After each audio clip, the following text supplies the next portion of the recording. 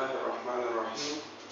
मैं doctor Asghar neuro psychiatrist आपसे मुखातिब हूँ बुलेर साइकेट्रिक क्लिनिक से।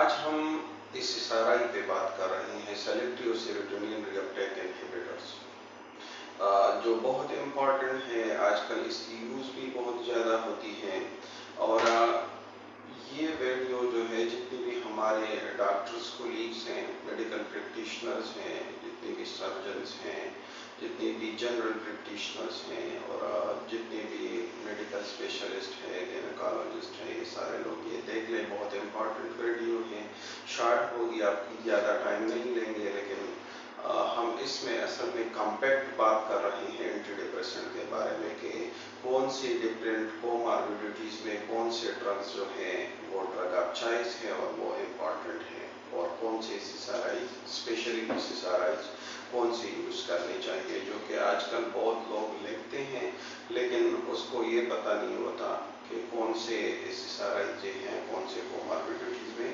चॉइस हैं।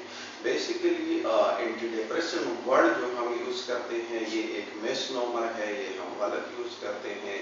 एंटी डिप्रेसेंट सिर्फ डिप्रेशन के लिए यूज़ नहीं हो रही, ये OCD के लिए भी, ऑब्सेसिव कंपल्सिव डिसऑर्डर के लिए भी यूज़ हो रही है, जो एक शक की वहम की बीमारी है।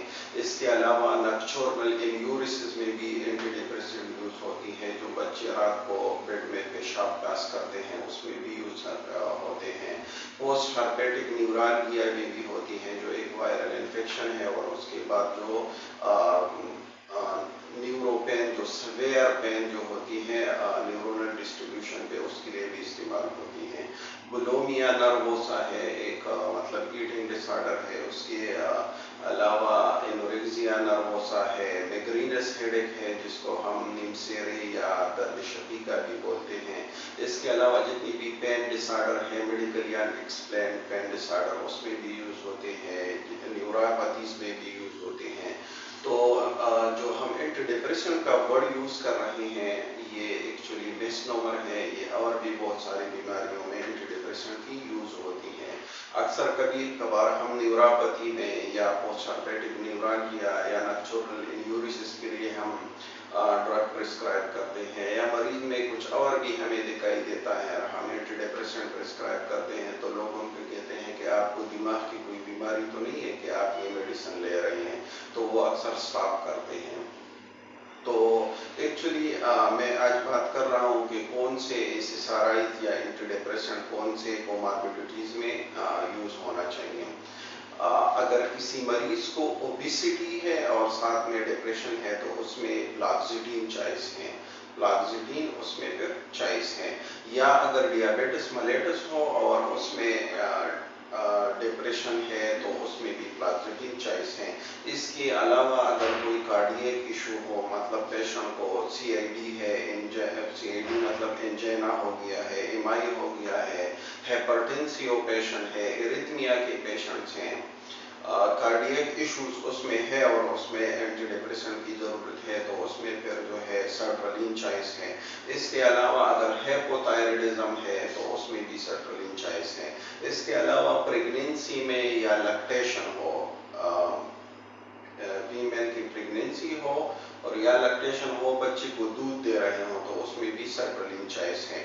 इसके अलावा जो है पोस्ट स्ट्रोक डिप्रेशन, जो मरीजों में फालज हो जाती हैं और उसके बाद उनको डिप्रेशन हो जाती है, फर्स्ट 2 इयर्स में उसको डिप्रेशन होने के बहुत चांसेस होते हैं, तो इसी वजह से उसमें जो SSRI यूज़ होती है पैराक्सिडीन पे उसमें चॉइस है। इसके अलावा अगर मरीज ब्लड थिनर पे है, वारफरीन, हेपरीन, एंटीकोगुलेंट जितनी भी है वो यूज़ कर रहे हैं, कार्डियक इशू हो, थ्रोम्बोएम्बोलिज्म हो या मतलब स्ट्रोक हो, किसी भी इंडिकेशन की वजह से वो वारफरीन और हेपरीन यूज़ कर रहे हैं, तो उसी मरीज में फिर मिर्काज़ापीन चॉइस है, आप और एंटी डिप्रेसेंट ना दें। इसके अलावा जहाँ पे सेडेशन रिक्वायर्ड हो, एल्डरली पेशेंट हो, सेवेयर डिप्रेशन हो और इंसोम्निया मतलब उसमें प्रोमिनेंट हो, तो उसमें भी मिर्काज़ापीन चॉइस है। इसके अलावा अगर किसी को सेक्सुअल प्रॉब्लम हो डिप्रेशन के साथ, تو اس میں پھر جو ہے وہ بوپریان چائز ہیں. اور نان سیڈیٹنگ ڈرگ میں جب سیڈیشن ریکوائرڈ نہیں ہو، مریض کی سلیپ جو ہے وہ نارمل ہے، اس کو سیڈیشن کی ضرورت نہیں ہے، تو اس میں پھر بوپریان اور ویلابیکسین چائز ہیں. ٹھیک ہے. اس کے علاوہ بھی اور بھی ڈرگس ہیں جو مطلب ہم یوز کرتے ہیں، لیکن پھر ہماری ویڈیو لمبی ہو جائے گی اور پھر آپ لوگوں کو دیکھنا مشکل ہوگا، اس لیے آپ لوگوں کو ٹائم نہیں لے رہی. تو یہ چیزیں اپنے ذہن میں یاد رکھ کے اور اپنے پریکٹس میں لائیں. Thank you.